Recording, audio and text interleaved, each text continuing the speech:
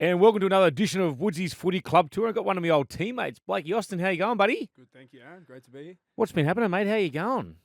Cruising. I'm enjoying life in retirement. It doesn't have to be as doom and gloom as a lot of people make out. I'm enjoying the stress free. Obviously, there's different types of stresses now, but not having a game to worry about at the end of every week's quite enjoyable. How have you enjoyed coming back from England to Australia? Yeah, it's been interesting.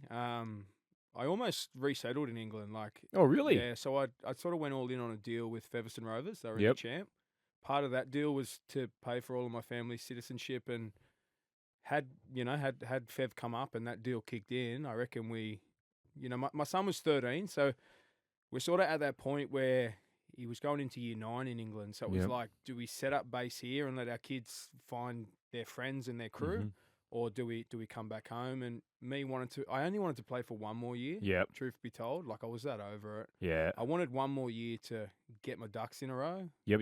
Because obviously when it ends sort of a year before and sort of on the spot, I played some good footy last year, so I just assumed I'd play for another year. And then when it sort of gets taken away, and when you're in a foreign country, you're sort of scrambling around. You've got to organise containers and getting home and flights, and so there's all them things pop up. So and you've got 4 kids too. Kids, it's not like it's just schools, you and your missus. Everything you've got to start thinking about. So, but in the end, I'm so grateful for how it unfolded. I think reinforced that everything does happen for a reason, and so happy to be home. How far off were the family of getting citizenship over there? Well, we'd done our time. Okay. But what I wasn't interested in doing was paying for it myself. So to do your whole family is about £21,000. Oh, what? So what's that, 40 Australian? Jesus. So for the club to do it, I thought that was a lovely gesture. And Fev was sort of the only club that were going to pay me anywhere what I thought I was worth. I wasn't going to stick around in England for less money than what I thought I was worth. I'd rather come home and start the next chapter of my life. And then speaking of England, obviously you come back. You're a Doonside boy. Is that right? I am. Yeah. So lived in Dooney for my first 12 years, and then Mum and Dad bought a house in Mount Druitt. So. Oh wow. Yeah, enjoy that. I've always I've loved being a kid from the West. And it's weird how my life's panned out. I've lived in so many areas that get ridiculed. I went to Canberra and people are like, "What are you doing living there?" And I'm like, I've grown up in Mount Druitt. I've heard this my whole life. Canberra's a lovely place to live. I'm so grateful for the nation's capital. Then I went to England and people are like, "What are you like?" Whereabouts in England did you live? 3 years in Warrington, which geographically is perfect. That's a great town, isn't it? Yeah, so you're between Liverpool, Manchester. Yep. You got Cheshire on your doorstep, so that's the most exclusive. That's where all the footballers live. Oh, okay, your Oldley Edges and your Altrinchams and places like that. So geographically perfect. You can get in and out to Manchester in 30 minutes. Obviously nightlife, eating, dining. But then Warrington as a town reminded me so much of Mount Druitt. Great people, working class, but also some sort of wealthier areas in Warrington too. So it was sort of rich, poor, and everything in between. Yep. For me, looking back, Canberra and Warrington as clubs, I can't split them as to who holds a bigger place in my heart. They're both places that changed my life for the better, met lifelong friends, and I look really fondly upon those sort of 7 years there. Are they the same sort of feel, those two clubs? Because you see a lot of the times Canberra do recruit a lot of pommies out here. Yeah, I think Canberra realised that, they were onto a good thing, I think. And when I spoke to English boys about coming to the NRL, I said, you've got to go to a club that knows and understands how to use you English boys. Canberra got really good at it. And once you get 1, 2, 3 good ones, when you're coming in the 4th, 5th, 6th one to the Raiders, they've already got that level of expectation for you, and they've got a desire to use you. Whereas you go to another club that hasn't experienced what an English person can do for your club, you fall to the bottom of the pecking order pretty quickly, I reckon. Yeah, it could be completely different because they don't know what to do. Well, we had Josh Hodgson who morphed into one of the best 9s the game's ever seen. Do you know what I mean? So when you're going back to the bond of England to bring him, and Whitehead to bring him back over. We rescued C.S. Oliola from the Super League. Too. You know what I mean? He did too. And he was such a linchpin of my period there. So they've realised that there's some great players that can come there, and then they know how to use them when they get here, I guess. Yeah, and so we spoke about Doonside before. The first time I got I actually see you is on TV on the Footy Show. Yeah. So how did that all come about? It's a really cool story. I love it's through the years, it's always been a bit of a gimmicky type thing. But when I look back now, it's pretty cool. That's unreal. Yeah, I scored my career probably peaked at 9, 10, 11 years old. I say this all the time, man. I was pretty crash hot as a young kid. Between between 13 to 16, I stalled a little bit, and then 17 to 20, I sort of kicked back on again. But as a young kid, I was pretty crash hot, and I scored a really cool try in my under-9s grand final. It was on Penrith Stadium. Who are you playing for at this stage? Doonside, yeah. It was for Dooney, yeah. Yep. And you got to play your grand finals on Penrith Stadium, as most junior leagues do. They let you play on the big stadium for the grand final day, and we were down 3-0. So back then, remember 3 and 5 point tries? Yeah, yep. Two passes for a 5-pointer. Yeah, that's it, yep. So we're down 3-0, and I get the ball in my own 10. And when you're in your own 10, you can run it from first receiver. Remember that rule as well. So, yeah, I took off from my own 10 and stepped quite a few boys and went 100 metres and scored. And then I had to kick the drop goal to win 5-3 the grand final. So, oh, wow. Mum sent that footage in, and you win a weekly prize. I think the weekly prize, we got to go to Oran Park Raceway. Oh, yep. They gave us a V8, and we didn't actually end up going to that. I was going to, are you into the V8s? Or? Not, no. But something fell through. We ended up trying to book the tickets, and it didn't end up working or something. We were a bit filthy, actually. Mm-hmm. And then as it was, I think 3 months later, they rang and said, you've won the yearly competition, and you've got to come on the grand final footy show to collect your Holden Jackaroo. So you won a brand new car. Yeah. Do you remember little Robbo, the jockey? Yeah, little Alan Robinson. Yeah. So I'm 9 years. What was I, 10? And I get to the grand final show. I'm in my Parramatta jersey because that's the year they're playing the Knights. Mm-hmm. That 2001 was it? Or? Yeah, 01. So, but we're in the green room, all the mascots, and there's a guy in there that's kicking a 40-meter goal for $1 million. He's in there shaking the whole time. And I'm just looking around saying, "How good's this?" And then some bloke runs in with headphones and says, "Come on, we've got 2 minutes while the ad breaks on," and we had to sprint around the whole stadium. We get to the back, and Robbo's in there with the car. He's driving us onto the set, but he's out the back going, and then he reversed back up, and then and this guy was mental, bro. He's a lunatic, and I'm just in there like, "Oh, how good's all this?" And then the curtains opens up, and we drive on set. Man, it was the most. I pay out of my dad, but I look back at me. I was 9, so I sort of cut me some slack. But my dad went on with chewing gum. He's like, "Oh no!" Oh, stop it! He's like, "I like to thank Channel 9 and my son for scoring the try." But they asked me 7 questions, and I was like, "Yep." Oh, talk us through the try. Yep. Like, but you're only 9. Man, like, it was so hard. What are you going to say? So starstruck, yeah. And then, so still got the car, or no? Mum and Dad, to their credit, they knew that the monetary value was always going to outweigh a car sitting in your driveway, so sold it straight away. That was an interesting story too. Oh, what? So we had to go to Hold'em. Yep. And we sort of said, "Listen, we want the money." We could have sold the car privately, but we wanted the money. So we said to Hold'em, "We just want the money." They said, "Go to the lot, pick a car, point at it, and then we'll buy it back off you as a second-hand car." So the car was valued at 47. Just for pointing at the car, they gave us 37 grand cash. So they recouped a little bit of there. They're smart. Yeah, clever. And as I said, we could have sold it privately. We didn't want the hassle. So 37 grand was still a lot of money to play around with for Mum and Dad. A couple from exactly right. Especially with the price of houses back in the day too. Yeah, definitely. Yeah, it would have really helped them out. So, and the other one is when we were under 15s. Do you remember we played with each other? On the footy field. Yeah, well, talking about me peaking at 11 or 12, you probably a humble guy, but you had such a reputation. You and Junior Ajika playing at Holy Cross. Yeah. I think our first encounter we might have had a training session at St. Dom's for MCS under 15. Yeah, we did. Yeah. And I remember you and Junes coming over, and like me, I didn't even feel like I should have been in the team. I was a half that ended up getting picked at hooker. But you were our hooker. 2 bloody 15-year-olds with full-grown beards. But to his credit, man, like he was you're a legend, obviously. But even at 15, you took us in straight away. You made us feel really welcome, and it was good fun. That was one of the. But how interesting was it too? At that age, you could have such a persona within the game because out there in the West, like rugby league is everything. Like you were Aaron Woods and Junior Ajika at 15, and we'd heard about these 2 6'3" behemoths with beards, and it was really cool. It was funny because Holy Cross is sort of like a footy school, but we just got to Holy Cross. Like the Tigers sent us there, so and I think we played you on the Thursdays. Yeah, we played the MCS competition. Yeah, and that's I look back on my childhood, and they're the memories that I cherish most about rugby league. Mate, I reckon that was some of the hardest footy I've had to play. We were exposed to so much tough footy, and I say that to people in England is one thing we've done really well is we get our weekend footy, but we get our school footy as well. Yeah. So you're getting 2 high-quality games, and it's mostly against all the same people. Well, mate, I remember my first game against St. Dom's, I played against Michael Jennings. Yeah. And I was only 15. He was 8. It was unbelievable. And he ended up playing first grade later that year, so it was quite crazy. And then, obviously, you're a Penrith junior, you come through the Penrith system. And what was the feeling like when you debuted for Penrith? Were you a Penrith supporter? No. Oh, no. No. So we went to a lot of Penrith games. Yep. Remember, you get the cards. cards. Yeah. So the yellow card. Yeah, and that was our local games. Yep. And that was a cool place to be, down the back of the hill. You'd used to get in footy games, and so we used to go to a lot of Panthers games. And in my head, even at a young age, I knew that my journey would probably come through the Panthers. So I had a soft spot.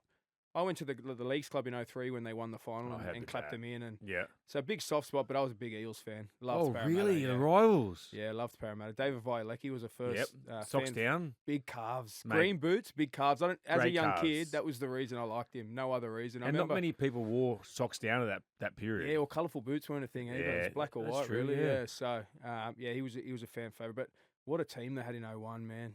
Unbelievable. I think they set the point scoring record for... How'd they lose? Only one play. Crazy. Joey Johns. It's mental, ain't it? Unbelievable. Yes, I love the Eels, but new Penrith would be sort of my path to the NRL, so I had a really big... And you said you're sort of a little bit of a late bloomer, so you peaked at 10, couple of lean years, and then when you sort of got, 17, 18 again? Yeah, 17. I always look back under 17s as being my most What was the sort of, flashing... Yeah, well, I was having a chat yesterday with someone, and I was playing for Doonside. Yep. On a Sunday, I used to play in my team, the under 17s. I'd play C grade after that, and then I'd get picked in the First Division A grade team. Now, back in the Penrith comp at that age, the First Division A grade was a very strong comp. Now it's all a bit different because you have your Ron Massey's, Sydney Shield. So everyone's scattered everywhere. Whereas Penrith comp was really strong. I used to have blokes trying to take my head off, and me holding my own against men, and they start like I started on the wing, but they started actually giving me the 7 jersey. So now all of a sudden I'm a 17-year-old kid amongst men. I watched how they protected me, but I also watched how much they enjoyed having me in their adults team as well. So I look back now, that's the most pivotal. I go on to make CCC the following year. I miss out on schoolboys selection, but I had a really good carnival for CCC. And then I ended up getting called into the Australian schoolboys team. Oh, wow. And all that stuff that happened was on the back of that stuff I done for because That's crazy. That same year at 17, I missed out on the SG ball selection a year young. Oh, yeah. And when you're that age, you want to be one of them kids. Just get selected, yeah. And then when you miss out, you think, oh, fuck, like I would have loved to have been in ball. So I was stuck in 17s development, and then I used the club footy with the men to really get myself up. Did you travel anywhere for Aussie schoolboys? Awful trip, awful. We toured Canberra and St Mary's. And get this, we didn't even play England Academy. We played the Great Britain Community Lions. So that means they're no good. That means they can only be selected from local amateur teams. No one from Saints, or no one from all the academies can get picked. So we won 80-6 and 74-10 or something in 2 games. Yeah. Oh, I think Cameron King was captain. Cameron King, Chase Blair, Miller, BJ Leilua. That's our age, yeah. So that's. We had a 16-year-old Jason Tomalalo in the team. Jesus. Far out, man. He was the biggest in the team then. And he was like, you could see it then. Yeah. He was pretty impressive. So with that schoolboys, do you get noticed and the Penrith bring you back I in? was already on a bit of a path. So I played Mats, but Penrith do a strange thing in Mats. They don't pick any hookers for the Harold Matthews team from the club teams. They pick 4 halves and they turn 2 of them into hookers. Really? And I was one of the first ones that got turned into a hooker.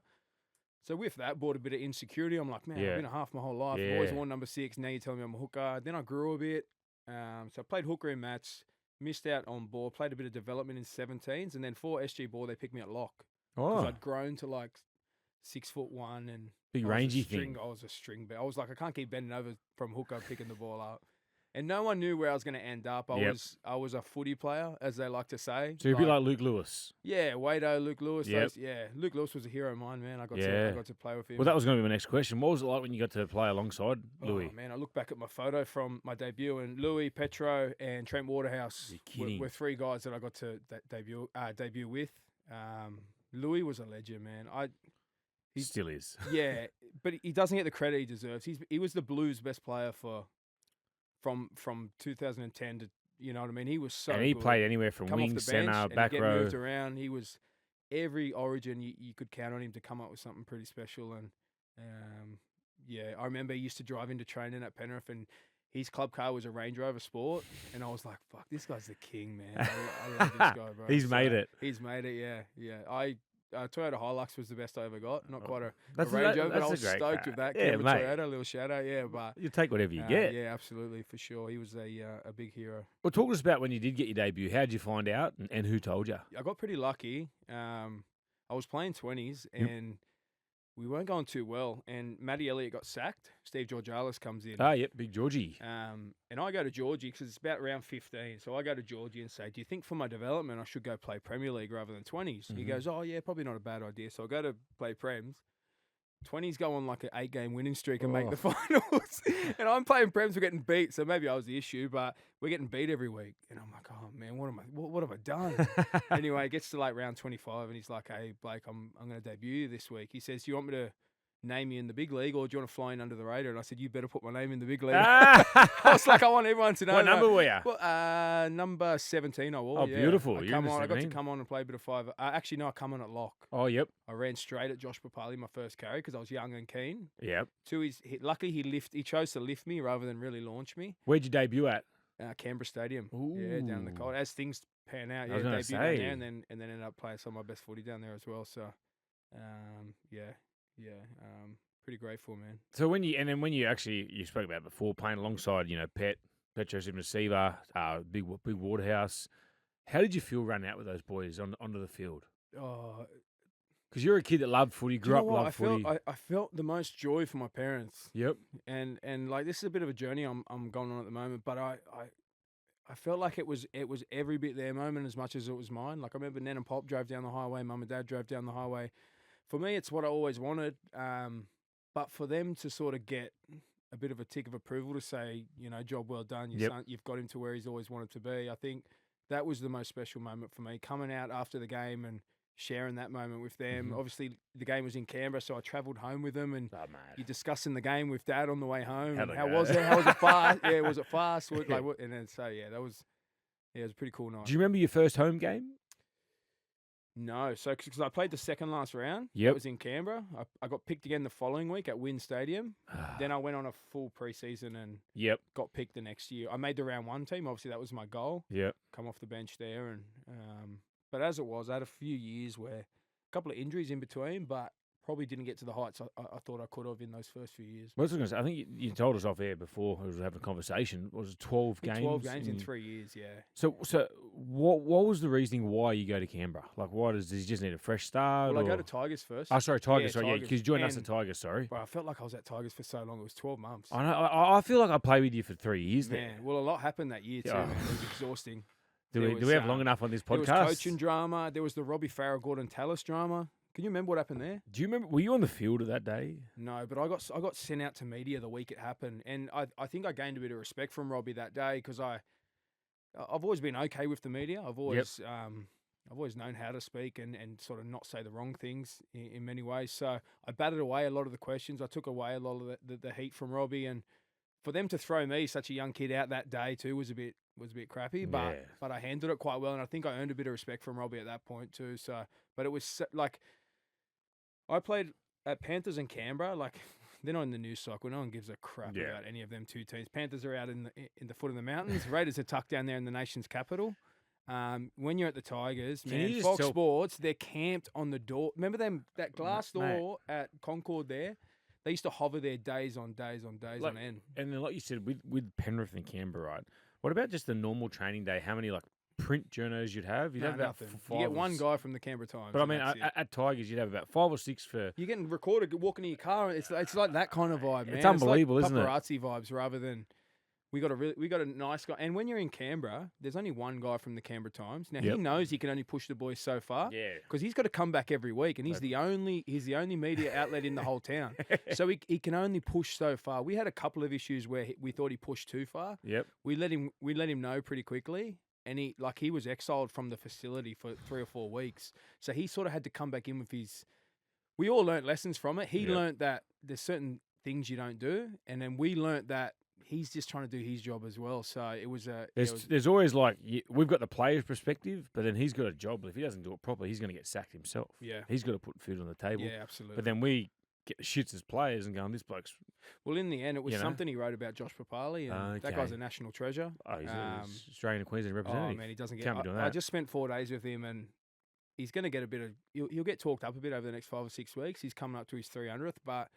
He should be playing. I want to give him a rap. I want to give him a rap before then because I sat with him the other night and I was just looking at. He's the most humble guy ever. He's got time for anyone, and I'm just sitting there thinking, this guy's played 23 Origins, coming up to 300 games. Like Played for Australia. So unbelievably Samoa. humble. Time for anyone. Like I admired him so much as a player, but to go back down the last few days and spend time with him now that I'm a fan or someone that's out of the game, it was really cool to watch, man. So, but once again, he's down in Canberra, so he doesn't get the plaudits that he deserves, and he probably likes that because he is so humble. But what a player he's been! What a warrior! He's been an absolute warrior. Yeah. I thought they should have put him in for Game 3 the other night. Yeah, I don't know how much you're interested in him. I think there were rumblings, like actual rumblings. But he's pretty content where he's at. Like he's done a lot he in the retired game. a couple of years ago, and he's pretty content. Yeah, Which is fair enough. Footy, yeah. So when you get that moment, Penrith, I've got to move on. Why Tigers? Well, truth be told, it was about the only club that. Oh, really? That gave. So this was the thing. I was 22, I think, and I was like, "Oh, Penrith don't want me. So the club's going to line up. I'm half decent. You know what I mean? Yeah. I've played NRL at 20. Like I've shown something. I must be okay. So I was like, "Oh, where are we going?" And my agent's like, "Oh, it's not much out there." Wow. So, but I was coming off a foot injury. I had a really good back end of the year with Windsor. We ended up going to the grand final and getting flogged. By Sharks. Oh, okay. Funny story of that. I was playing with Cam Serrato, and I'm on the bus, and I'm very superstitious, and I had a superstition where I like to eat a Snickers bar before the bus. Oh, yeah. So I sat down, had me Snickers, and we were going to the game. We get flogged by 40, and I remember on Mad Monday chatting to Cam Serrato, and he says, "I'll tell you the moment I knew we were stuffed." He goes, "The moment you pulled a Snickers out on the bus." And I was like, "Oh, sorry, man, far out." That's just. I said, "Well, if it makes you feel any better, I did it the 6 weeks leading into that game as well." So, how do you take that? No, Cam was really good. Yep. Cam was awesome for me at the Panthers. He come in at a time where he understood what his role was. Yep. Like his role was to hold down the fort until Penrith Gus could get the proper sweet. guys in. He had no ego with that. He understood that. Mm-hmm. He used to call me the next big thing. NBT used to call me. So he was coaching at this stage? No, he was playing. Oh, playing. He got brought in from Newcastle to play. Yep. Him, Clint Newton, they were guys that a couple old blokes, yeah. Well, I think what Gus said was, we don't want to be burning and creating scars for young kids. Let's use up some old men that can handle it. So smart. And have them ready for when the young kids are ready. So, yeah, they protected us a lot, them guys. Yep. So then, obviously, you said you had a great back end of the year. Then the Tigers chat. Yeah, Did you have any conversations? Yeah. Mick Potter was obviously interested. And then Braith was sort of coming towards the end. Wasn't playing as good as he probably once was, as you do at the end. Yep. So, and then I was like, well, I see a path for me at this club. Benji had just left, so I thought, yeah, really cool. I think I left Panthers on about 180 grand, and I think I come to the Tigers on like 60 with incentives. Yeah, yep. But what that done, it's weird, man, because I really enjoyed being backed into corners. Mm-hmm. I kind of thrived off it, and I kind of. Looking back now, I kind of sabotaged myself at certain times to get back in that's when I felt my most alive. Yeah. So going between leaving Panthers, going to Tigers, trained my backside off. Showed up day one as fit as I've you're one of ever the been. best trainers, mate. Yeah, I was, and like what I try and teach kids now is there's no substitute for working hard. No.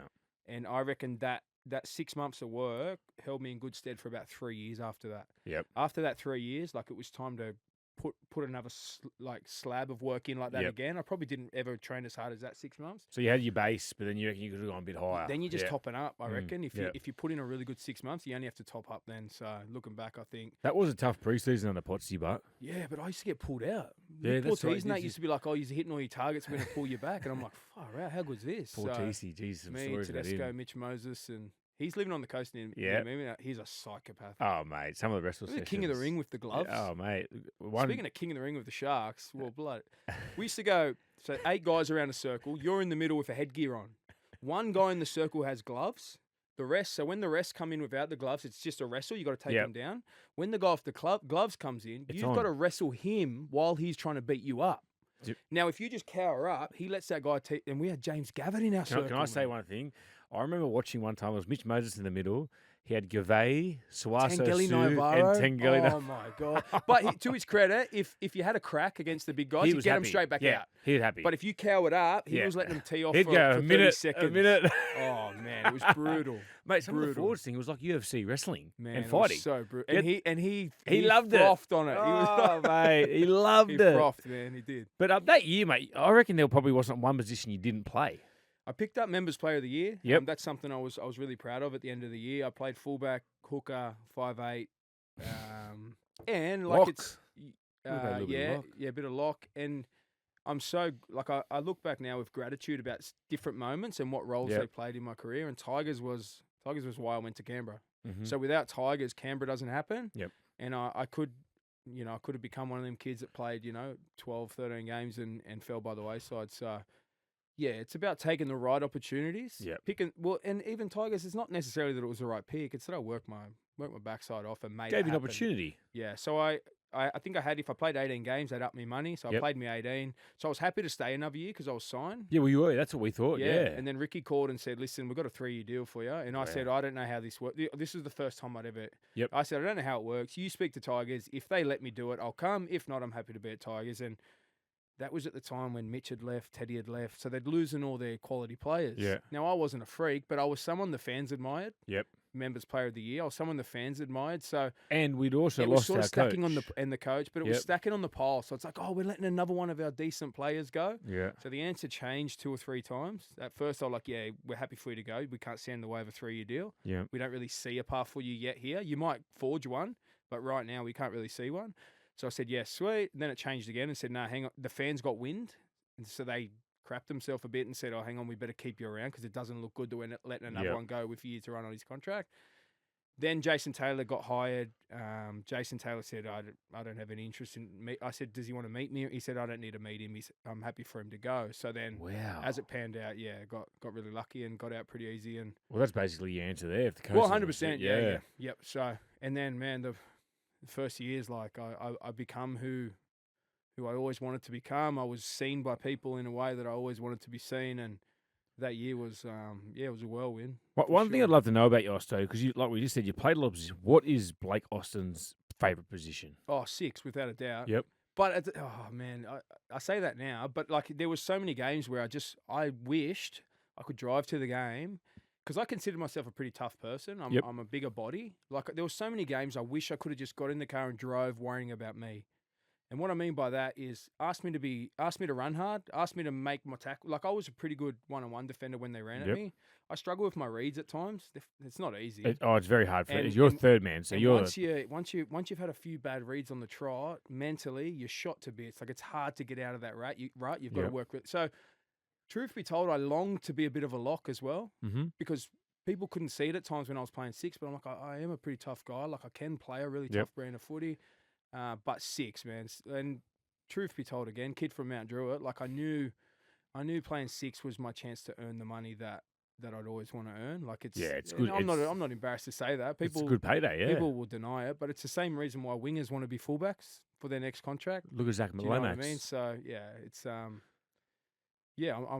just blessed with how it all panned out. One 6. thing with that, like you just said, defensively, do you feel sorry for some halves that get like a bit of a poor reputation in the media that they're poor defensively? Because it's not just the one-on-one tackles; it's reading, it's getting your position, defensively where you've got to stand. Like, do you feel sorry for them sometimes? Well, the thing is that the fans don't understand the system. Yep. So And each club's different. And everyone's got a role in the system. It's the guys on the edge that look like the idiots. And truth be told, like there was a lot that I had to be better in.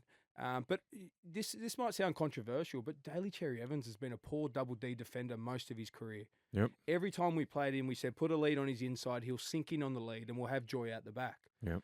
To Daly's credit, he looks like someone that never let that phase him one bit. No, And I don't think anything phases. I reckon his attack just outweighed his defence. For me, if I had a game where I started pouring D, my head's gone the rest of the game. My attack's bad, my D's bad for the rest of the game. So I wasn't mentally strong enough to put some of them behind me at certain times. But I feel for them definitely because I understand what they're going through. You got to learn to live in the moment. I think you'll see it. Like, you'll get one defensive read wrong, and then instead of just falling back into your system, then you try and solve the mistake that you just made. But then you end up creating a new error. So, like, you've got to conceding one try, get back to your system and start again. Don't try and solve it on the spot. Let it go and carry on. That's not something I was stick to the plan. Stick to the plan. Yeah.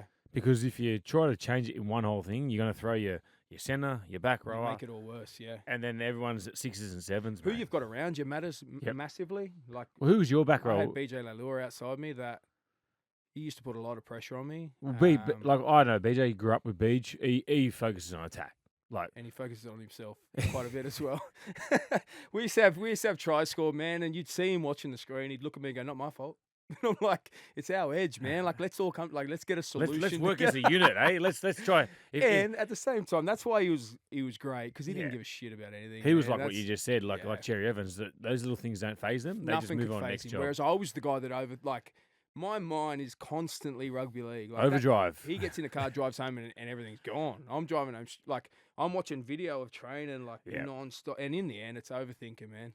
And that's probably is. why you're in a great spot at the moment where you are. Yeah, I think so. I think probably similar to you, Woodsy. I reckon you can relate to this, but I've always loved rugby league more than I've loved playing rugby league. Mm-hmm. Like, I hated I couldn't be the fan I wanted to be while I'm a player. Yeah. Like, I wanted to get online and say that guy played bad or that team should have done this. But when you're a player, you can't do that stuff, man. It's hard. So I was just grateful. Like, for a few years of my life, I got to be considered one of the better halves in the competition, and pretty grateful for that. Well, talk to us about your time down in Canberra. Like, you had a great combination with Caesar, Aiden Caesar, who's at the West Tigers at the moment. I thought it was a good balance. He was a left foot kicker. You were right foot. You just work so well with each other. Yeah, one of my best friends now. Yep. Owe a lot to him. Like, he saw me in some of my darkest times at Canberra as well. We used to room together. Oh, okay, yep. I used to come back. I remember one night in Brisbane, man, we'd just been beat, and I come back and I was so upset. Like, I'm in tears in my room thinking, like, why has it turned? Like, how do you go from where I've gone from to then having like 5 or 6 weeks of struggling? Like, you're kind of banging your head against the wall, and he was there. He was someone that I could lean on in those times, and then we end up getting to spend time together in England at Leeds. So, and we're very similar. Mm-hmm. He's from out west as well, and we think about the game quite similarly. And he was a good sounding board for a large chunk of my career. What about playing under Sticky? Because he was a halfback. Obviously, he played a little bit of 5'8" in his time as well. Was he a good soundboard for yourself? Yeah. I saw a lot of myself in Sticky. I reckon all halves have to have that element of... Because I know you're a cheeky man yourself. Like when we were young, it was good fun around you. Sticky seems like the same sort of character. And he's such a big figure in the game. We used to go on trips, and he'd sign more autographs than the boys. Like, and is he that big in Canberra? Like, king of Canberra. There's Really? no coincidence he's been there for as long as he has, and mate. he'll never get asked to leave. Nah. Nor does he sort of deserve to. But king, yeah. It's only one way to describe him. And what would you say his coaching was like? He's emotional. Yep. At both ends of the spectrum. Okay. Like, cares, backs you to the heels until he doesn't. Yeah. And then on the other side, he can get a bit emotional on the other end as well. But Yep. one thing about Canberra, that place changed my life, and Ricky and Don changed my life financially and helped me earn the money that footballers can earn. Yep. Now, I went there on a 3-year deal. I get Dally M58 in my first year. Yep. Now, I think in my second and third year, I'm on 220 and 300 grand, right?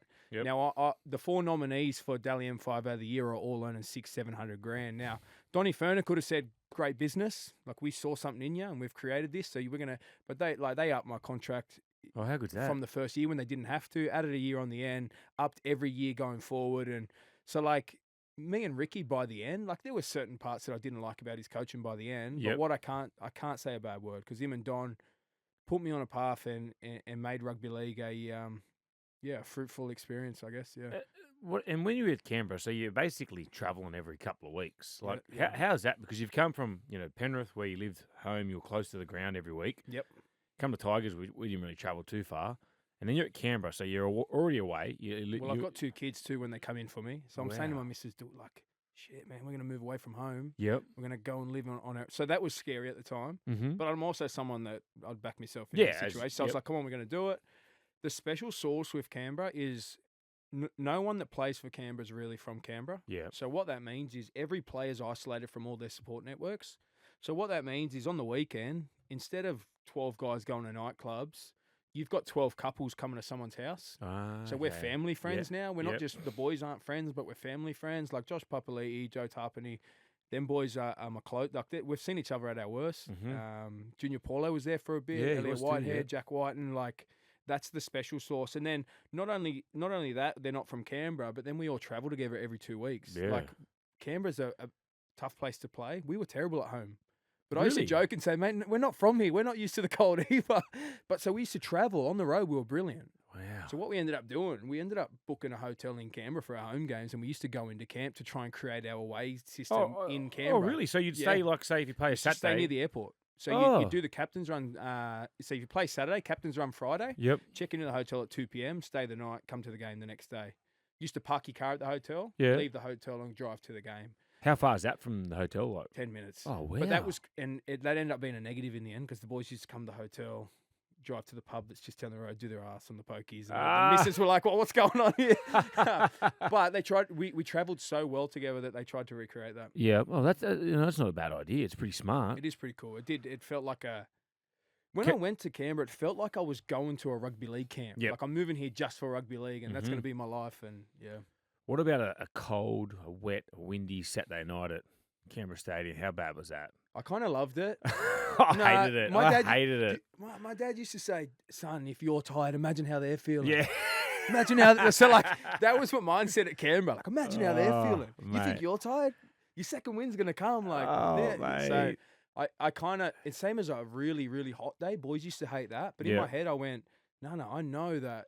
I know they're going to be really tired, and I know I can be just a bit better than them, and that's what's going to give me my edge. So it's the same as fitness. I could only go well at fitness if I could break my competitors. Yeah. Malcolm's, you can't break them because it's short stuff. So hard. So I just thought I'd give up and fall behind. But you put me on a track around. Yeah. If I could give a 50-meter spurt and break someone behind me, like that was when I was at my, best. Yeah. But I remember, mate, sometimes I was down at Canberra. They've had heaters on the sheds. I just didn't want to leave. Yeah. It's Well, just... we actually, we used to turn them up for the away. to make them comfortable. And the Tigers had a few tough trips down there. Yeah, I was out. No, I was You were gone by that gone time. then, Yeah, yeah, that was. yeah. I think they were getting beat by 50 each. 50 and 60, yeah. Yucky poos. Talk to us about your man BJ Lalure on your edge. What was he like? As in, you would have had some. I come from Mount Druitt, so I understood a little bit of the Polynesian psyche. Yep. I understood that he was he had a bit of arrogance to him, and that's what made him so special. The strut. He He had the strut. He had the strut, and he'd do a few things that the country boys would laugh off. But I'm like, no, he's actually being a little bit arrogant. Like he's laughing it off, but I understand it enough to know that But at the same time, like his missus and my missus were good friends. Okay. He'd come to my house, and I'd finish every game, and he's just messing with my head. But I was the kind of guy I could put it all behind me, and we could go to training again the next week, and I'm fine with him. But yeah. Rapper was really good for us. Yes. Him and Rapper were very close, but Rapper understood my issues. Mm-hmm. But then Rapper also understood when I pissed BJ off for a poor miss in D. So Rapper was very good at saying, Blake, that was your fault, and I understand why he's spraying you. But then he'd also say, Beej, you reckon his head, you need to pull up a bit because it's not helping anyone. So Jordan Rapana was very good for us, and we were such a potent edge. Oh mate, that was the checklist. Yeah, so it was pretty cool to be a part of, but it brought some stress as well. It felt like you were trying to. It was hard too because we encouraged them to be so flamboyant and back yourself, but with that brought like, well, how do you want us to take control when we're encouraging them to scoot down a short side on play 4 and then get an offload and then offload again, and then tackle it on the sideline, and then they look at us when it's a bad kick and go, why didn't you take control? I'm like, no, hang on, nothing better than putting kick pressure on. If you're going to take the good, you got to take the bad with it, and That's you can't blame us at the end of it when they're not falling into line because we've clapped them for. But they were freaks, man. You know one thing? There was one I think you put up on Instagram the other week. It was the old Canberra and Newcastle game. Oh man! You go for the field goal, and then there's one bloke chasing the ball. Rapana scores in Golden Point. I mentioned on Instagram that was the day I picked the lady up from the bus. Well, I was going to ask about that lady. So talk about karma, like what happened with that? What's the story there? I used to stop at a cafe. Yep. Like I was so superstitious. I used to stop by the same cafe and get my coffee. And I remember the week before I'd seen her at the bus stop, and I half thought about it, and it was the fear of people finding out the reason I didn't do it. Yeah. Does that make sense? Yeah, you don't want to. I didn't want to make it look like I did it for attention. Nah, yeah. But that's what I'd teach players today. If you feel like it's the right thing to do, go and do it. Like, just back yourself. Yeah. So anyway, I picked her up. She got in the car. She was picking my brain about all the rumors and the players and what's this guy like and what's that guy like. And so just you and her? It's me and her, yeah. She's in the front. And anyway, so we take her to the ground, and she gets out of the car, and she goes in the stadium and tells anyone that would listen. She wasn't disabled. I would say she was intellectually disabled, maybe. Not full on, but but she went in and she told everyone that listened that I drove her to the game. So news got to Fox pretty quick. obviously my teammates were like, "Oh, you're the one that rang Fox Sports and told him you picked it up." But so that was the fear. But from then on, I learned just do what you think's right. Like I knew that I was always conscious of fan engagement. Mm-hmm. I always wanted to give fans access and the best engagement I could. So. And then as it pans out, the way we win that game, you're not going to tell me there wasn't some karma involved in winning. Like, I kicked my first field goal in my career, and I'm thinking, how good's this? We're going to win by my field goal. So kick the field goal, Newcastle kick off, short kick off. Trent Hodkinson then kicks his field goal to draw it back up. I'm like, come on, boys. This should have been my first field goal victory. Your happiest moment, then your saddest moment. So then we have to go to Golden Point, and I think I've had two slashes at field goal. It's not easy, man. Ask Mitchell Pearce. I think he missed 29 in a row at one point in his career. It's so hard. Last thing I'd want to be doing. Todd Payton come out and said, I didn't like his comment for the Cowboys. He said someone should have iced that moment. It's what they're paid to do or something. It's not easy. They're not meant to go over. They actually miss more than they go over. Mm-hmm. Like, you have to understand that. So it goes to Golden Point. I have a slash and the camera goes to Ricky and he's like, oh no, like losing his head.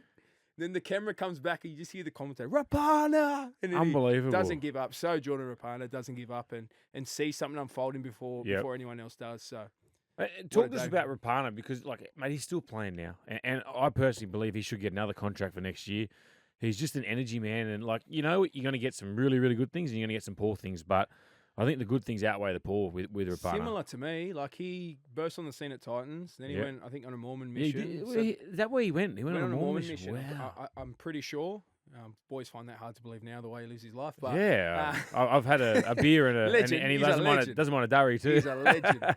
He's a legend. But so he come to Canberra for an opportunity, ends up getting it, and ends up making something similar to me. Makes something of himself, starts earning the money that footballers can earn. And looking at him now, like I'm so proud of him that he's been able to create the life that he has, because he was someone that was a bit of a late bloomer. But what a player, man! Oh. What an unbelievable player. Just effort, just competes and competes. Unbelievable. And that's why Sticky loves him. Yeah. And I think all the boys. I've heard a story. Does he play golf day of the game? Oh, has he not told you? Nah. Him and Beach used to play game day. Yeah. So they play golf. He reckons he's off too. But I mean, I've been away for 8 years. He certainly wasn't a 2 when I was there. Maybe he's improved a lot, but they love golf. Love it. Yeah. Not much else really to do down there. They used to finish training, and there was about a crew of about 4 of them and go, hey, we'll meet at the spot.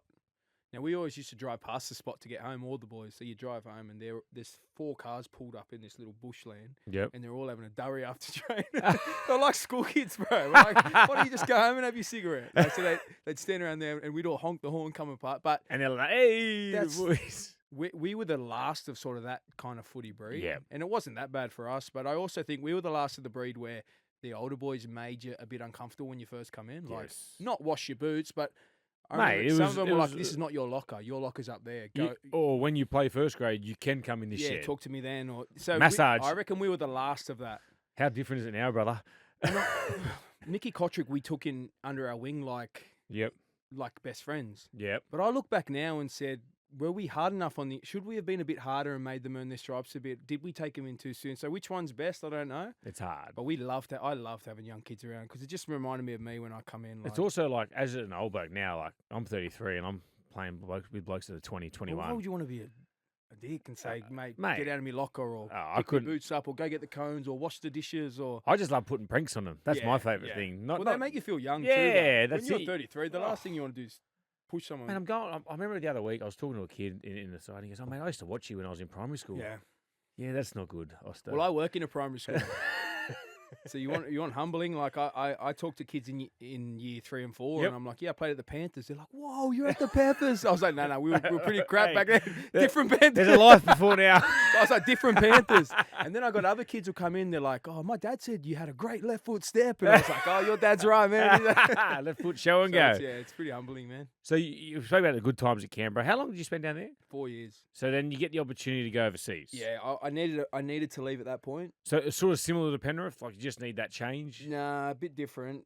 I hear Jimmy Maloney talk a bit, and obviously I'm not the player he was, but he talks about overstaying his welcome a little bit at times. I was a bit like that. Yep. Like I trained really hard on the field for fitness. I hated the gym. Yep. I was pretty vocal to people that I hated the gym. And walk around, this sucks. You end up overstaying, not overstaying your welcome, but I needed a change. Like the way my mind works, I needed something to put fire in my belly again. And obviously going to England, 27 was a bit younger than what I thought, but I also thought I could go there and further my career with my English heritage. Yep. And that. So as it panned out, I got to represent Great Britain. Had a good year good few years at Warrington, and Well, how did it come by the Warrington? So what was that the only club chasing you? No, or? I remember we played Mudgee. We played Dragons in Mudgee about round 9. I had a stinker. Actually, I tackled Tarek Sims about 4 times on the goal line. Perler of tackles. Having the game, having one of the best defensive games I have. And then one of the last plays of the game, Dufty goes out back and I struggle to foot it with him and he tips the centre through and they score on the bell. And so my head's gone. I'm on the bus, 5-hour bus trip back to Canberra. My agent, I get a text. He says, mate, 3-year deal in Huddersfield. What do you reckon? And I was like, don't you dare. Don't you dare right now on a 5-hour bus trip. I want to noose myself and you talking about me going to the UK. But as it panned out, 3 months later, I was going to Para. I was going to Para for a quarter of the money. But once again, I was going to use Para like I used Tigers. I'll go there for 1 year. I'll get back on track. And then I'll get another good deal after that. Reboot. Yeah, reboot. And going back to Para would have meant I was near mum and dad. So I was almost ready to sign that. And then the agent says, Warrington are keen. And they're a big club. Well, and he says, typically Warrington will pay you whatever you want. And I said, give me this, and this. And I guess we'll have to really consider it. And he calls back an hour later and he's like, you've got everything you wanted. And I was like, no, I'm going to have to go. Wow. So it was that simple. And then in the end, I'm so glad I went because that place, great people, earned some good money. I went at an age where I could still earn some pretty good money. Yep. And you realise what a big world it is. Who was your coach over there? Steve Price. Oh, Steve Price, he's at the Sharks now, assistant coach. Enjoyed working with him. Yep. So did my 3 years there and then went to Leeds. And then, so what sort of, do you have many Aussies in the team over there? Yeah, I was very grateful. So Jason Clark, Bryson Goodwin. Yeah, big Bry, champion. So having Jace around. Bry was there the year before. So for me and Jace, he was the one that when we got there was like, taking us here, taking us there, explaining how everything worked in the UK. Jace Clark's, you're a good guy, Woodsy, but he's a legend. Jace Clark, you're not going to beat. He's on Jake Trebojevic terms. Yeah, I haven't met Jake, but from the outside, looks like a great guy. But Jace, they're top notch. It's almost a sickness how nice he is, man. Oh, really? I used to joke with him. I said, I'm going to put you on the Blake Austin apprenticeship. He goes, oh, what's that? I said, I'm gonna harden you the F up. Like I'm gonna, because he's a nice guy and not one single ulterior motive. He's just a nice guy to be a nice guy. You see people be nice to get something back. Mm-hmm. I used to say to him, man, on your retirement, you got to milk it for all you can because you've got credit in the bank and you need to get some back because it's hard to even explain how. Did he ever get a testimonial over there, or no? He didn't. No, it's hard to get if you're not English or not there for a long time. But he's so loyal. He was at Warrington for 3 years. He's like, I can't play for another Super League club. Oh wow. I'm like, why? He's like, no, I'm loyal. So he ended up going and playing in France in like League One. Oh yeah. For a year, won a grand final and come home. But our daughters were best friends. Mm-hmm. And, it was so good to have someone like that around in a foreign country. And you spoke about before with your English heritage. You make your international debut for Great Britain. I think when they come back over here, wasn't it? In New Zealand, New Zealand, yep. Yeah.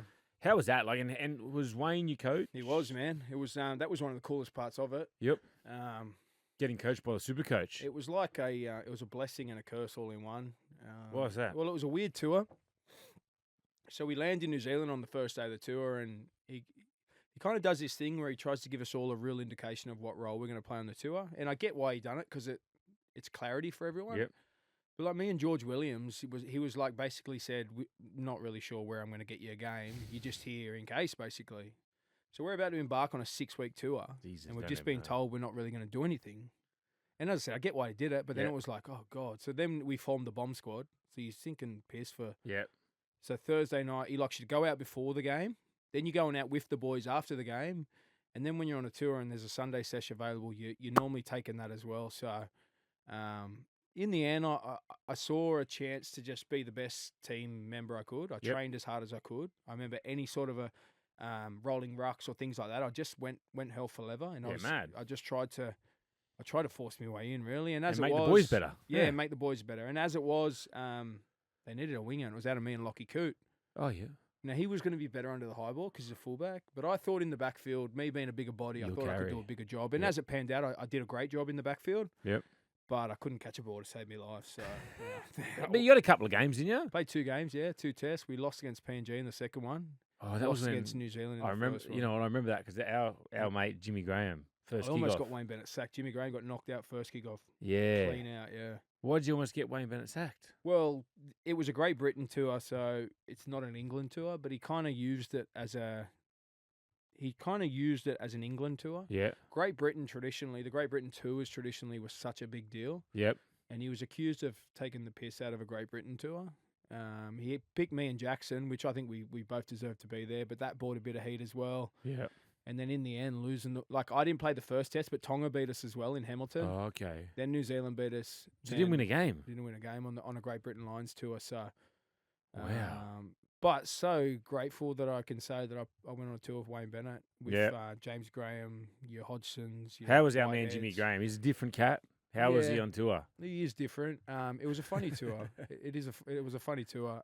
What about when you're having a beer with Jimmy? Because it's a different type of Jimmy that comes out. Yeah, it is. It is good to see. I remember after I remember we had a big night in Brisbane one tour, and I like to get up and train after a big night. I'm sort of still that old school mentality. Have a good time, but back it up with some I remember I put a bin bag on after a big night, jacket and a hoodie over the top, and I'm running the hills of Brisbane. And him and someone walked back from a coffee, and I remember giving me a nod as I'm running past, and I'm sweating. Hey lad. But yeah, it was a funny tour because we had the nines first, the World Nines. Oh, yep. So people came to the nines. That was at Parramatta, was it? Yeah. But weren't continuing on the tour. Oh. So it was weird. You had NRL guys meet us at Great Britain tour. We flew to the nines, then went Great Britain tour. There were some people that just flew to the nines and then flew home. So did you know you were going to be playing in the this tour? This is what made it weird too, because we trained in England up until, because when you get knocked out, they keep you training on, don't they? So we kept training, but they didn't tell the boys, the squad, until like a week before leaving. Yeah. Yep. I wasn't in the nines game, but I was starting to get rumblings that I was going to be on the Great Britain tour. Yep. I was coming off a medial strain. Yep. Now, truth be told, so the nines was on when it was on, and then the first Great Britain game wasn't for 2 weeks after that. So in my head, I'm like, I'm sweet for the Great Britain tour. My knee will be right, but I wasn't quite right for the nines. But then they end up saying, "Do you want to play for the nines?" You can't say no.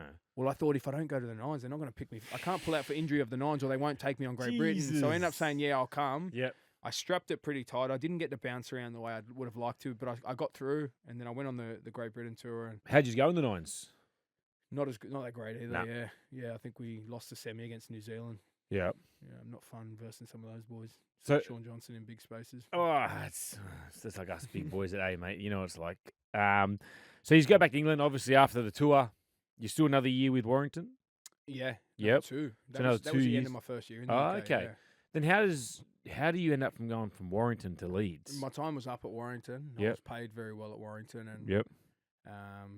we'd signed Gaz in my second year. That's Now, Gareth Widdop. Gareth Widdop. Yep. Now, me and Gareth were never going to work in the halves. Like, that's what... Like, Gareth, it was a great opportunity for the club to buy him because it was a feel-good story. We're bringing the English kid home. Yep. And I love that for Gareth, and I he deserved everything he got, but we're both 5'8". We're both, like, fullback/sixes, So aren't we? talk to us. What do you mean, like, we're both 5'8"s for, like, It's different, obviously? man. I hate when people try and tell me that there's no difference. Oh, really? With In the style of play, with halfback and a 5'8"? Style of play, there's no Yep. difference, but mentally there's a world of difference. What's the difference? You have to be worried about every aspect of the team when you were in the 7. You Yep. have to be the game builder. You as a 6, if you walk off the field and you've ran the ball well and you've made your tackles, you can live a stress-free life. Mm-hmm. But as a number 7, your team loses, that's on you. Yeah. Now I watch Nico Hines. He's not a 7. Well, he's only been a 7 since he's got to Cronulla. Well, this is what but they've kind of been like, he's our best player. We have to put the 7 on him. No one said that about Cam Munster. Yep. No one said that about Jimmy Maloney. Like, I feel like because their spine is not set up for him. I think him and Jerome Hughes are very similar halfbacks. Yep. But look who Jerome Hughes gets around him. Yeah, he's got great players. You know what I mean? Jerome Hughes is a Phenomenal. fullback as well. So when Cooper Cronk retires and they're looking for a 7, no Yep. one says, "Hey, let's put Cam in the 7." They Mhm. say, "No, let's make Jerome Hughes a 7." Yep. Then they set up a system where it works. Nico Hines, no creativity around him at all. So you think Nico's a 5'8"? He's a 6. A 6. And he could be the best 6 the game's ever seen. Yeah. He's probably an overskilled 6, but he's an underskilled 7. Yep. Does that make Do sense? you reckon that the thought of carrying the side and getting to certain points in the field, he has I call it a place me fullback Yep. in William Kennedy. Mhm. So Kennedy waits for Nico to tell him where to be. Now, Nico doesn't need that. Like, he needs to build the game. Yep. He needs to kick to corners. He needs to come up with the big plays. He needs to take advantage of Like, Nico has to do everything. Yep. He needs someone behind him that's going to go, hey, look at this big four here. I'll come add the fifth and we'll make him pay. Nico, square four, man. I'm around the back. Yep.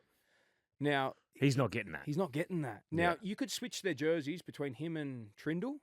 Wouldn't do anything different on the field, but it'd relieve Nico's stress. You reckon it just takes the pressure off him? No, well, I also think it makes Trindle step up. Yep. Because right now, Trindle's walking off the field going, well, I'm making my tackles. I'm doing my job. Because that's all you have to do at 6, really, mentally.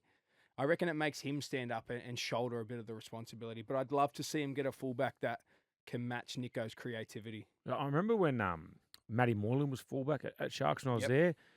He was so. That's what he He's a was creative so good. fullback. That's what it was so He good. sees things before your heart. Like you just said, he would go like, Shawnee or Wader, we've got a wide four here. Yeah. Let's take short side. Or he'll swing to the open. Look, they've got an extra Yeah. number here. And from all reports, Billy Slater done that for Cam Smith. Oh, genius. Do you know what I mean? So we've got to remember with Nico too. Nico has scars because he reminds me a bit. He's a lot better than me, but he reminds me a lot of me. So he was told for a long time by the game that he's not an NRL half. Not good enough yet. Because he didn't debut till 26. Well, he got the arse at Manly. But so people don't realise the scars that creates. So every time there's a little bit of doubt in his head, Yeah. takes him back to that young kid that was told he wasn't a 7. I'd love to see the Sharks protect him a bit. Like, let's pick a few things that he doesn't have to do. He's going to keep showing up because that's what he's been taught you got to do. You got to keep showing up. Even for me, like when he missed those goals and field goals, Fitzy Take it away from him. Like Fitzy's like, he should be taking that. Like, just put the heat on yourself. If Say, you're 23, you can keep showing up and you get Yeah. better. But if you're 27 and you've got scars, and you got the demons. you're like a parent. You need to step in and pull him out. Give it to someone else. Do what Billy Slater's doing at the moment. Yeah. Say we are Protect him. Queensland and takes the heat off the Protect side. him. Like it's No, but it's a someone great ploy. Someone needs to protect him from himself. Yeah. Does that make sense? 100%. Because he's got scars. And none of us are going to say no, we don't want it. We're all going to always going to put a hand. No, Yeah, because you're weak if you don't. yeah, exactly right. So that's what I mean. We need to protect him from himself. Yeah, you know, I and totally I feel agree. for him. I feel for him so much. And it was a really good analogy on that 5-8. Talk to us about the game in England. How different is it compared to the NRL here? Oh, unpredictable. Really? So unpredictable. What makes it unpredictable? They're willing to do anything to Yep. win. Like one example I always give, they're 4 men, so your back rower. Yep. They'll shoot out a line and shut you down. So outside in. They'll come outside in and shut down a half. Yep. Now in my head, I'm like, man, I've trained in the NRL for 12 years, and the 4-man normally just checks and releases and Yeah. covers the half. So now all of a sudden I'm in a moment where I go, well, how do I deal with this? Like, do I try and get a miracle ball? Do I take the tackle? Do I take him on? So one thing I've learned is you need to do things different. Everyone trains the same Yep. way. As soon as you can alter it a little bit, you can actually get in someone's head. Like I wouldn't recommend jamming from 4-man in the NRL No way. because it's a high risk, high rewards sort of. Puts a lot of pressure on the inside, Puts man. a lot of pressure, but it works in the Super League. I reckon because it's slippery, slimy footy. Yep. You can't get them quick miracle balls away in the wet. Yep. So the up and in style of defense in the UK, like Rowan Smith brought a connected, passive, give up meters, stay connected type Yeah. of defense. England chased him out of town because he did that. Just no good. I believed in it. I reckon it works. You Yeah. have to stay connected. But we're playing Saints where they're just non-stop, relentless line speed in D, and it works Yep. for them. So they're going, well, hang on, why are we letting teams roll us down the field? And I'm like, no, well, connected is the best method. Yeah. But, he got chased out of town because and I reckon that was one of the biggest reasons was because they didn't believe in his defensive philosophy. What about the physicality of the game? So it's brutal over there. Yeah. Well, I just argued with James Graham about this. It's it was designed to be an argument. I didn't argue with him. James argues about freaking anything. Well, I think it's tougher, but it depends on what and we came to an agreement that it depends what your version of tough is. Yep. Like week in, week out, grinding footy, NRL's tougher. Yep. But big props smashing India from different angles and more physical confrontation. I think Super League trumps. Like you it reckon for the sure. hits are bigger over there? Yeah, because the game's slower. Yep. You can kick them into corners, and because it's slimy and wet and boggy, you can keep them in corners and you can bash them for. So is that like one of the big difference down there? That's what Wigan are doing so well. They're playing at Wigan Saints, and then now Hull KR with Willie Peters there. Oh, yeah, yep. They're playing a grind. And they've just signed Hargraves too. But that's how. Well, he'll be banned every week, poor bugger. Because it's like. Oh mate, the bans and the refereeing. I seen one early in the year with New Brown. Mate, it's awful. Yeah, you think it's bad over here. You'd love to be a pundit over there because you'd create some controversy. But isn't the NRL trying to buy the Super League? Do you think if they do, they have the same rules as here? I don't see a need to do it. The NRL, I don't think they'd get the English game. Yep. It's easy to sit over here on our bloody like sitting from where we are and judge how they run their game over there. Was it completely different to when you went there? No one here gets it. No. Because you get there and you realise no one gives two craps about our sport there. Like, there's no rugby league in schools. There's like no one gives a crap, and you don't realise how big soccer is until you live there. So like we were playing 3 games in 7 days over Easter. You're kidding. But I also I was smart enough to understand that if we don't do this, like they rely so heavily on gate takings. There's no TV deal that no TV that's worth anything. We have to do that, or the lights don't come on. We lost 40% of our pay in COVID. We don't get none of that back like NRL. Yeah. But I also understood it. Like, there's no games on. There's bills to be paid. Like, we had a rich owner, and we had boys saying, "Oh, it's okay. He'll grab money out of his personal bank account and pay us." I said, "He runs concerts. There is not one concert for 2 years. Like, how's he going to pay us?" You have to be like. There's so many constraints over there. You can't judge it from here because it's not the same, man. It's.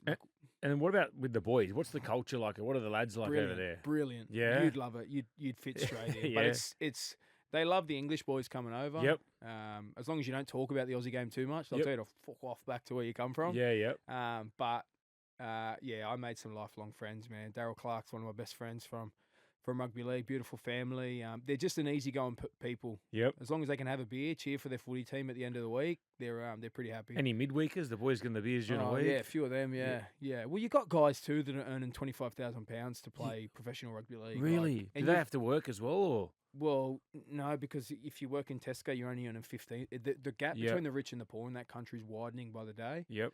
And you feel for them. Like, you've got to pull yourself up a bit at times. Like, you're sitting around cafes talking about investments and what to do with your money and things like that. And you've got a 25-year-old sat next to you earning £1,500 a month. And you're like, you have to pull yourself up. Yeah. Jesus. It's very interesting. What about the travelling? Like, because everyone says I didn't do as much as I should have. Oh, really? But you got 4 kids too, Osto. Yeah, so it makes it hard. Like, we used to get 2 days off, and the boys would go to Rome for 2 nights. But I'm like, I'm not packing my kids up for 2 nights. Like, if I can't relax for 10 days, like, I'm not going. You'd rather just stay home. It's not worth the stress. No, not with 4 kids, mate. And mate, we all know how hard that is. It's expensive and it's hard, and So did you get away to any places? We still done your few Spain spots and your Portugals and France, and we still done plenty. But I also thought I'd be there longer. So I made a conscious decision pretty early there to focus solely on my footy. A lot of boys go there and focus on their travel more than their footy. Yep. I was 27, so I was like, I have to earn another 1 or 2 contracts after this. I need to play well, and I want to focus on that. So didn't travel as much as I would have liked, but can't wait to go back. Like, it'll be on my list to go back every couple of years and see our friends and travel a bit more of Europe. The other thing is, you end up finishing at Castleford, is that right? Were you on loan there? Yeah, I spat the dummy. Oh, I spat the dummy big time. Yeah, at Leeds. Yeah, and by this point, I was playing really well. I was going really well for Leeds. Rowan Smith tells me that if I want to stay, we'll do a 1-year deal. Perfect. Like, I only want to play for 1 more year. Perfect. 6 weeks goes by. I haven't heard boo from him. I'm calling my agent saying, what's going on? Yeah. He says, mate, I think you better go back and talk to Rowan. So I'm like, oh, God, what's this? So knock on the door. I said, mate, that chat we had 6 weeks ago, like, where are we at with that? I've been telling people I'm sweet, I'm staying, I'm done. Yeah. He said, yeah, there's just been a few things that made me reconsider. I said, oh, what was that? He said, you got a new epidural in your back last week? I said, well, I didn't ask for that. I had a buy, so the physio said try an epidural. He goes, that just made me think, are you getting too old? And then he said, there was a game you tried too hard in. I said, fair enough. And he said, that better if you tried too hard? Well, and then he said, you had an argument with our lock on the training paddock. And I said, yeah, I did, but that was 8 weeks ago. You've never brought it up since, and now you're sort of throwing it in my face. And he said, yeah. He said, but I'm not saying I'm not going to re-sign you. I'm just reconsidering. I said, yeah, but like I'm 32. You know what I can do. I'm not learning new tricks. Like, you're either keeping me or you aren't. And then it just, what ended up happening then as the universe aligns, I end up getting man of the match the next 4 weeks in a row. Oh, wow.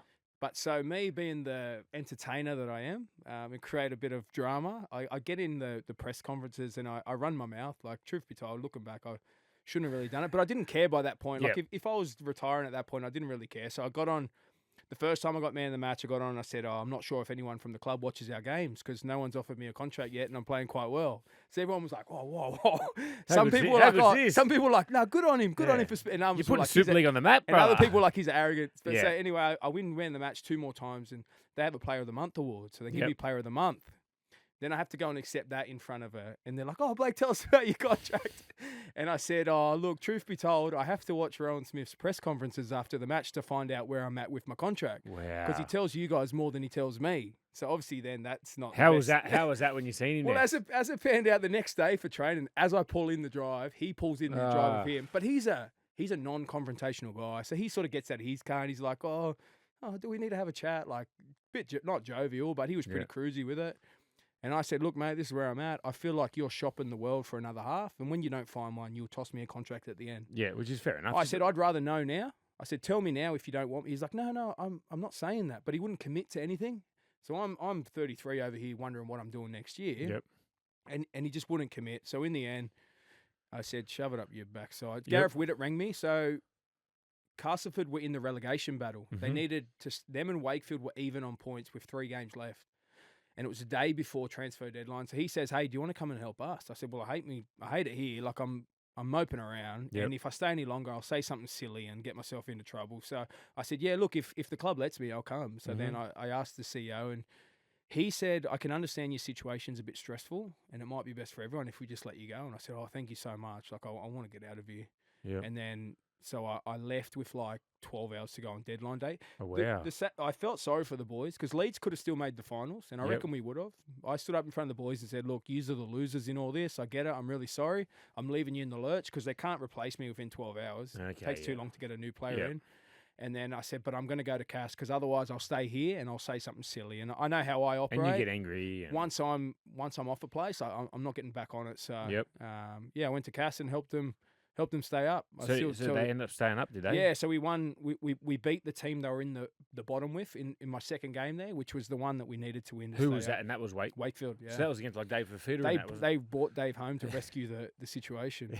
And now I'm playing with Dave. So it was a cool way to end. Like I played a role in helping such a foundation sort of club stay in the Super League. It would have been weird if Cass got relegated. Yep.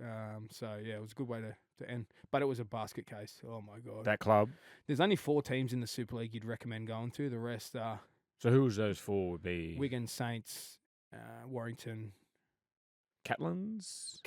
You could probably say Hull FC are fairly professional, but Hull's also the arse end of the world. Like I've played there. Well, they've just signed Cartwright, haven't they? Yeah.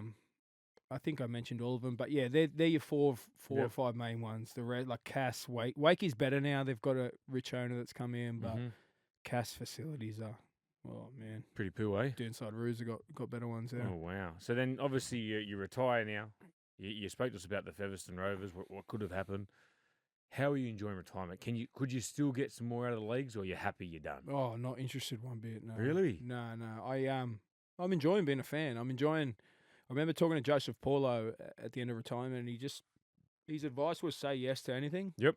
And see where you end up. And as it's panned out, like we landed on the coast. I'm playing a bit of local stuff. Yep. And how's that playing that?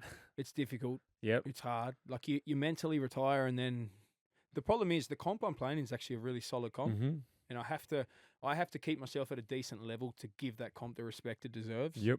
So who are you playing for at the moment? The Entrance Tigers. Yep. But they're in the Denton Cup. It's a strong competition. Yeah, yep. So it's difficult. Like you're working. Like I leave for work at 7. I finish work at 4. All my kids go to the school I'm at. Oh, nice. So then I round all them up, and then my job is then to take them all to training. So I'm leaving at 7 a.m., getting home at 8 p.m. So drop them at their training, go to my training. Yep. And it's just a vicious cycle you get caught in. Yeah. Yep.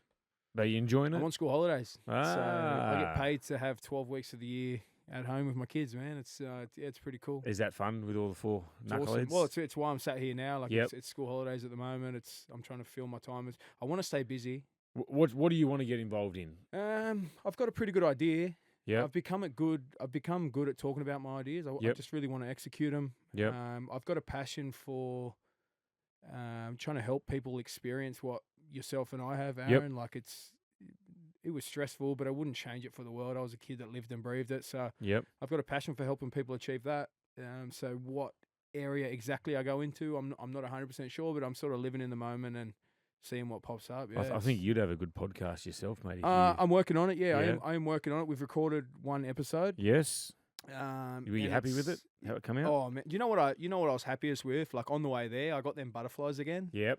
And I get that before every interview. well, that's what I've missed. You know what I mean? And it's even with blokes I've played with, you still get the nerves. I stressed, like, I was like, this footy's so stressful, but you wouldn't have it any other way. And, like, I talked to my missus, and she's like, you do your best work under stress, like, whether you like it or not. Backs against the wall. I think she's like, you're just going to be stressed for the rest of your life. I'm like, easy for you to say.